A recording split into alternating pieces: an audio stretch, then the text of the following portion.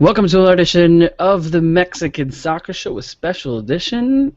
Mexico plays Honduras today in the last World Cup qualifying game of this round, the qualifying round before the Hex. We have no music intro today. Our producer slash engineer of the show decided to take the day off, so no music. Apologize about that. I do have a new mic, which makes me sound a little deeper, the voice, so we can make this an NPR radio today for the Mexican Soccer Show. All right, let's get started. Should be fun. How's it going, guys? I'm Wisa from Footmex Nation. Welcome to our Mexico versus Honduras preview. Got the jersey behind me. Mexico soccer. Everyone's all excited. The last game should be fun. We'll talk all about what's about to happen in an hour for about 30 minutes. Answer some of your questions that are on YouTube and get you guys all excited for the game. Should be exciting. Mexico has an opportunity to knock out one of our, I would say, rivals during qualifying, since the Aztecaso that happened 4 years ago during the Hex, during that 2013, that we should not remind ourselves to. 3 years ago. 3 years ago. But there it is, right? It's about to start, and we're going to kind of go on it. But first, say hi to the guys. Mr. Cesar, who has his Mexico, obviously, jersey, 1998, the Aztec. One of the best jerseys, a lot of people. Obviously, it's the real one. This is a knockoff. You know, it's the real one, signed by Luis Hernandez's sweat from that awesome goal scorer that he had in that World Cup. And then Mr. Jason Markowitz, who also has his L3 jersey on tonight. Going with the black. Weird green color black one. Yeah. The paleta green with the. That's right. With the nest. I decided to wear the 2010. Giovanni Dos Santos, Will Never See You Again. It's got the World Cup South Africa logo on it. So lots of fun. Sometimes, we like to play a little dress up that we're there. But all right, saying hello to everybody on the chat. That's there. Please send us your questions. What are you thinking? I know we're about to hear the lineup. We already have Eddie. There's also Nestor Arroyo. So, Nestor already saying Cesar gives bad luck. So, watch out, Cesar. I give bad luck? Supposedly. Somebody's saying that on the... I was unaware of this. I probably shouldn't even watch the game. It's a bummer, man. We're not going to watch the game. All right, so let's go ahead and get started. Well, like kind of mentioned on the intro, Mexico plays Honduras, a very much anticipated game.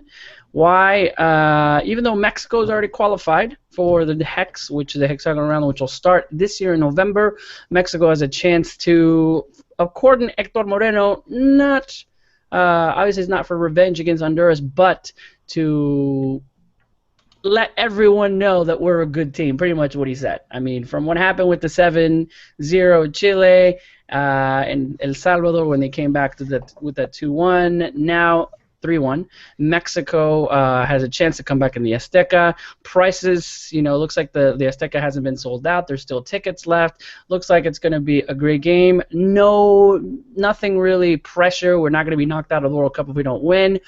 But there's still some pressure left because Mexico, as you know, has been, especially the coach, Juan Carlos Osorio, has been in the hot seat with his rotaciones, which we might see already. So as soon as we get the starting 11, we'll surely talk about what is going on with Osorio and all those books. But let's talk about just your perception of the match, preview of the match. Cesar and Jason, how important is this game to Mexico, and what does it really mean? Is it a match where if we win, we have to ganar, gustar, y golear, like everyone always says it? If we lose, it could be detrimental. That's how. Welcome to another L3 match, Cesar. I think that other than perhaps a few individual players, like I want to see, Chucky, I want to see Cipolla, I want to see Zalivar, a couple of those young names that go to Berlin. Other than that, this match is more for Juan Carlos Osorio than anything else. Mexico can lose 15-0. Mexico can lose 40-0, as if that were even possible in the Azteca. But no matter what happens tonight in Mexico City, Mexico's going to have that spot set not only first place of the group, but for the hexagonal. this has more is more of a game for Osorio, because if he loses this game, especially a match against a CONCACAF opponent in the Azteca, that could potentially, you could maybe even say probably, would lead to his firing for the Mexican national team. Yeah, you think Yeah. if he loses this match, he's fired? Uh, uh, It is another Aztecaso. I'm not gonna say yes, but I wouldn't be surprised. I wouldn't be surprised at all if he were to lose his job Jason, after. you're the head of the FMF. You you're rich beyond measure. Clearly. You are sitting there with the pen, the red. He's fired in the little box, the blue. He keeps going. He loses his match tonight. What do you do? Yeah, you fire him. I think like he loses this match, like he's on such a he's such on thin ice after this that like it's going to be any little thing, and you're going to extend it into the hex, and it's going to be any little thing in the hex, and he gets fired.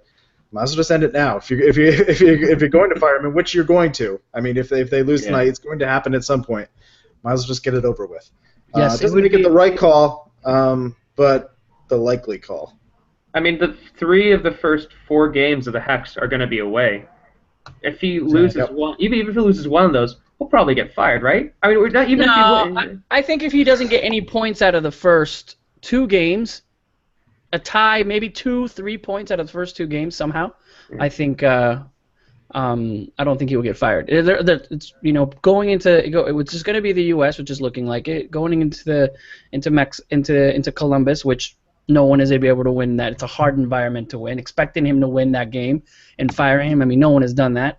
And then it looks like it's going to be Trinidad and Tobago in Trinidad, and I think at least getting 1 point or 2. And I think even if he loses both of those games, I don't think he'll get fired. I think this match is very important because it's home. It's Mexico in the qualifying. We rarely lose, right? The last time was against Honduras, and before that was only against Costa Rica. That's the only 2 times that Mexico's ever lost in the qualifying World Cup. Great streak. So I would see it there, 7-0, and then losing today, I can see a firing. Not so much, Columbus, 2 away, but we'll see where that's going. But the thing is, even if you were to lose today, if you were to lose today and lose, let's say, even if you were to lose to the U.S. and let's say this result right now for the U.S. Holds, which is I think they're winning 1-0, so that'll mean they'll get the first place of Group C, and they lose to the U.S. in the first game of the hexagonal. I wouldn't want Osorio fired, to be honest. You would? I wouldn't. No, I think he deserves more time. There is no reason why he wouldn't be able to take this team to the World Cup. I think he deserves more time, and I don't know. I feel like if he were to get fired, it would just be one of many coaches, and I know we've talked about this a lot, who didn't get enough time to really, set himself with the national team. Really didn't get him enough time to really, do what he wanted to do with the national team. Maybe call up the players that he wanted to call up. But yeah, we'll see. We'll see what happens. So we'll see what happens tonight. I think now if Osorio is going to get fired, it's going to be 4 games into the hex. The same thing that happens that's happened in the last 3 World Cup cycles, right? Towards the hex, someone has a trouble, and they bring in a savior. Javier Aguirre has done that job. Piojo Herrera did it 3 years ago. I don't think it'll happen. But let's talk about tonight's starting lineup. Do we have a starting lineup yet? We'll kind of look at it right now. You wanted to see Chucky. What has come out already is that we already know is Ochoa not starting.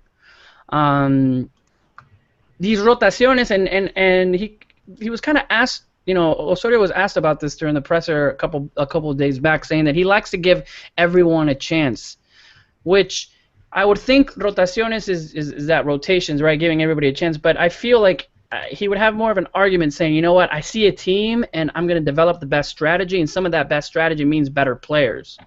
Instead of, well, everyone gets a trophy and everyone gets to play the game. Jason, Ochoa and not starting again, and regardless if he thinks Talavera is the best keeper, then have him as the best keeper every single time. Sorry, I got a little mad there. I don't agree. This isn't a tournament. I mean, I think in a tournament you definitely do that. I think leading up to a tournament, when you pick your keeper and you do that. I think in these friendlies or these qualifiers that are barely qualifiers because we've already qualified, for the next round at least. I don't think. I think So you he's do doing mix it. it up. He's experimenting to see who's the best keeper still. No, I think you call in 3 keepers. You give. I don't think it's an experiment. I mean, these 3 keepers, you know exactly who they are at this point. You better. I mean, But don't there's you no think that mystery with these 3 guys. as a coach, don't you think you want your defense to know your keeper? These guys barely come in. They barely play in the national team together. No. When you end up play, I mean, these I don't know another these team that does defenders that. know these 3 keepers too. I think there's Yeah. an argument to be made that like there's nothing unfamiliar in the back with a lot of these defenders, frankly, and these goalkeepers. I don't think it's mysterious. Now, the Copa America debacle was a proper debacle. Like with the goalkeepers, that is just not like the way you treat a tournament. For something like this, the turnover, I think it makes sense to give a game to a couple different goalkeepers. I think that's fine. I disagree. But I don't agree to think disagree. I disagree. I disagree. I feel like you still want Ochoa to get. He just got the 7-0. He got a win, but this is a time to be at home. This is a time to give your keeper, the guy that scored on 7 times, that to bring back and give him another chance. I don't see him benching him. By the way, I still don't trust you. You're not the man for the job. And that's how I see this. Cesar. Yeah, so it looks like right now, just a little bit of a change of topic, but it looks like we do have the starting 11. Yeah, Yes. we've had some legitimate sources tweet out these starting 11s. Not the official account just yet, but these are legitimate sources. So it looks like we're going to have tonight. It looks like we're going to have Talavera in net. It looks like we're going to have. It's going to be a 4-3-3 formation. Could potentially be a 5-2-3, but in the back line you're going to have Dueñas. You're going to have Ayala. You're going to have Moreno and Layun. And then in the middle, you're going to have Diego Reyes as that defensive midfielder, potentially center back. Could be a little bit of the two. You're going to have Guardado and Herrera in the midfield. And then up top, you're going to have Sepúlveda, Zaldivar, and Aquino. So to me, I think that's a little bit more of I would say it's a fluid 4-3-3 with Reyes going back and forth, because I think Rafa did a little bit of that in that position. No Rafa. No Rafa, no Chucky. Right. No Chucky, that's something to bring up. Right. No Chucky, no Reyes. No Reyes in the defense. It looks like it's more so of a defensive midfielder. I thought he'd be more so starting right next to Moreno, but we do have Reyes. Sorry, my mistake right there. Yeah, definitely a 4-3-3 if I'm looking at it. Unless Reyes struck back.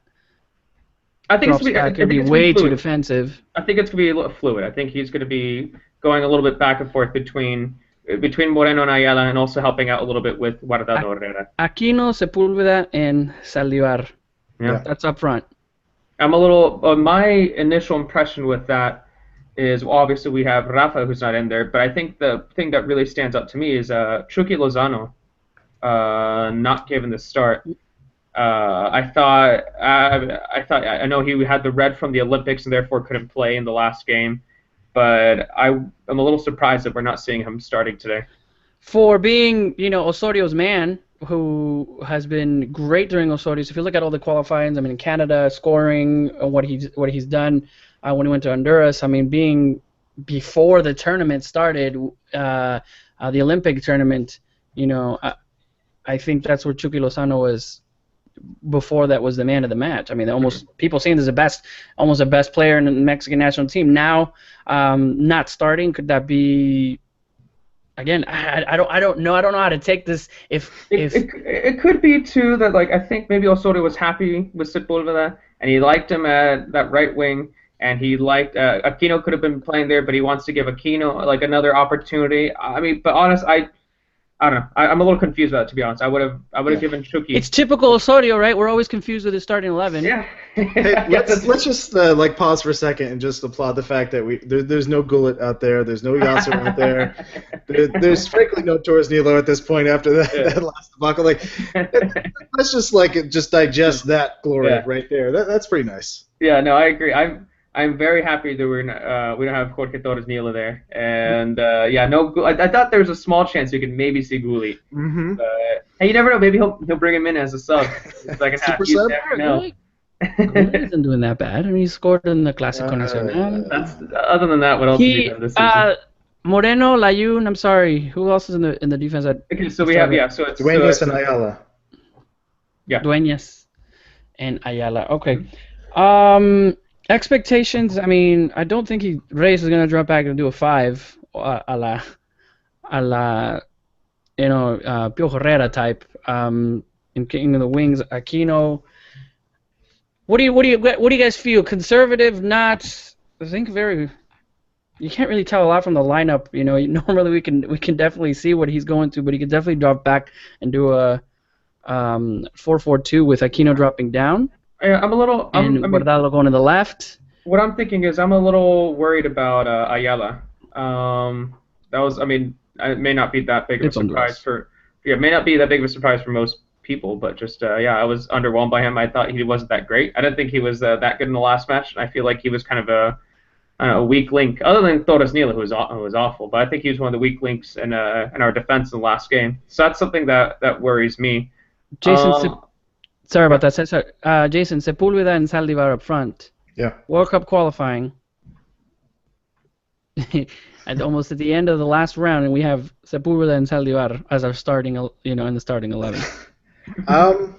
Yeah, I mean, it's a little concerning. I mean, obviously injuries play a big part in that. yeah, And It would be Chicharito and Noribe, but then that's it. Raul. yeah.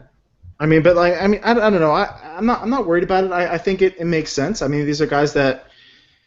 I mean, I think it makes sense to run them out there. I mean, it is like the qualifying, but it's not a do or die match. It just isn't. It is for the manager, but it isn't for the team. So it makes sense to get these guys out there, give them a good run, home match. It makes sense, and they have the full cast behind them, supporting them. So it's a perfect situation. It's not like one of those kind of try everyone out lineups. You have these forwards backed up with Herrera and Guardado right behind them. So Layun and Duenas coming up the wing. So I mean, there's a lot of those familiar faces supplying balls. We'll see what they could do tonight. I mean, they could really break through and score some goals. I mean, I think the concern for Mexico is getting caught pushing up a little too far, being home, Yeah. really wanting that goal, crowd getting anxious, looking for that goal, and then getting caught on the break because, I mean, Cesar referenced it with Ayala there, but I mean, the weaknesses there, left back and right back aren't really backs as much as midfielders, and it all falls to Moreno and Ayala and a bit Reyes in the middle there, and we'll see whether they get caught pushing a little too far forward. Yeah. It is an Honduras that maybe 3 years ago in the cycles. This isn't the same Honduras. This isn't. I don't see having a Palacios, a Costly. No, they That do. type of They do player. have that 20-year-old kid, Ellis, who just signed with Monterrey, who looks like he could be giving us some trouble up there. Could. And I don't think it's Yeah, gonna well, the thing is that there isn't anybody. It's not. This isn't a very threatening. I mean, Honduras is almost out of the World Cup if we score 3 goals, and Canada is scores 3 goals against El Salvador in Canada, which hopefully I'm really really hoping that Canada does make it. I hope. Not because Honduras, just because it was awesome visiting them during the qualifying everyone round. has a soft spot. I'd rather for go to Canada How, than how can you hate Canada? it's Canada. They're so nice to us when we're over there. But it's huge. I'm a little worried because Pinto is there, and you never know. I think Pinto's a great coach, and I think he knows these types of games. He knows he has tied Mexico in the Azteca. We did it with Costa Rica. He knows the intensity and what he can do. I'm a little worried to see how you've seen Central American American teams will come in and there's injuries going all out. We saw it against El Salvador every time we go in Central America. This is a must win for Honduras. Even at least let's not score 3 goals or they're out of the World Cup. And that's as much as I don't like the rivals having Honduras not in the final hex. I think I like that rivalry going down there. It's a good team to come in, El Aztecaso. But Pinto's still there. So what can we expect really from Honduras? I really don't know. Does anyone know how many of those sub-23 players are in that roster? Ooh, I have no idea actually. Yeah. That'd be some good trivia though. I think after the great performance that they did, maybe not towards the end, in that Olympic. I think there were some players, more players that made it to the national team in this last qualifying round. So I'd be interested to see if there's a momentum, what Pinto does, but definitely not underestimate a team. And I think also one of the biggest things for Mexico is the Azteca. Right now, el 7-0 todavía está ahí, and a lot of people still thinking about it. One goal from Honduras, from a crazy coming out Talavera type of play, or someone like, I don't know, Ayala, just completely having a mistake, and just 1-0, the Azteca will turn on you, and Yeah, the Azteca will turn on them even if no one scores after about 50 minutes. It's like 10. What is it? Typically, like 5 to 10 minutes in the second half. If it's still 0-0, they're going to turn on them very, very quickly. Sure. I don't even know how many. It doesn't seem like that many fans are going to show up tonight. I mean, it's Azteca. I mean, like 20-something thousand can still show up, but it's still going to seem kind of sparse and just kind of scattered. But yeah, no, the Azteca will turn on Mexico very, very quickly if they don't score. I mean, the recipe's for that. I mean, Honduras just don't need the win. A draw will get it done for them. Even like a close loss, and they're probably going to be fine. So like they're just not going to be pushing up. I mean, Pinto is always going to be defensive. His team's always going to be incredibly defensive, and they have every incentive to be so tonight. So it's going to be the Mexico with possession, looking to break the deadlock. El Salvador was having some incentives, I heard. Well, I mean, yeah, but like. sorry. Was that you, Issa? Sorry, actually. I heard. I heard El Salvador was good. That's another story of it in itself. Incentives. Is it Amanu? Let's talk about. It's almost 6:30 for those of you in the Pacific time. What's going to be the score? What are we looking for? I always feel Osorio's team struggle, then they get the job done. Yeah, I think for the most part. Yeah, I'm thinking actually. I'm keeping an eye on Aquino. Although I did say that I prefer Lozano in that position, I still think that Aquino is a very talented player, and I think I think it also depends on how Honduras takes on this match. El Salvador, they roughed him up a little bit. They presented this kind of physical kind of style of play, and they knocked him off the ball. We'll see how Aquino does today if Honduras has a physical style of play, but if not, then he could be easily someone to watch out for. He's just someone who could score a goal within the first half, so I like to see how he does. I also like to see how Zaldivar does, and see if he can take advantage of the opportunity after doing pretty well with Chivas, and see if he can work well with Aquino and Sepulveda on the wings right next to him. I'm thinking, I think my prediction is Mexico's going to win 2-1 today. I think it's not going to be pretty. It might be a late goal in the second half that clinches the win, but I'm going to go that Mexico narrowly beats Honduras 2-1. I'm going, before Jason answers, because he's going to take my score. I think I'm a coach. I'm Pinto. I need for my team not to get. I need Mexico not to score 3 goals. That's my only job. And if it's boring, if it's parking the bus, whatever, we're going to see Honduras not do anything forward because they don't want to risk it. Remember, this is the World Cup they're missing out if Mexico is able to score 3-0. So I think they're going to be defensive as much as possible. I mean, this is it. Like minute 85 that we see, so there's no goals. I think that's Honduras. It's going to be a very boring game. Mexico's going to try to make, try to beat the bunker. We'll probably be successful maybe once, possibly twice, and I'm hoping for that 2-0. I don't think Honduras is going to try to go in there and open up because that's their World Cup if for whatever reason happens in Canada, which I don't think Canada is going to score 3 goals anyways. But I'm feeling that it's going to be one of those matches where, like, the 80th minute and that team is winning 1-0 and they need to keep the 1-0 to get into the World Cup. That's going to be Honduras from the minute 1. Just maybe having one forward out there, balonazos from the defense just coming out, taking their time because this is their World Cup berth. I mean, all they need to do is not lose by 3. Obviously, it's 5 goals differential and then get them out.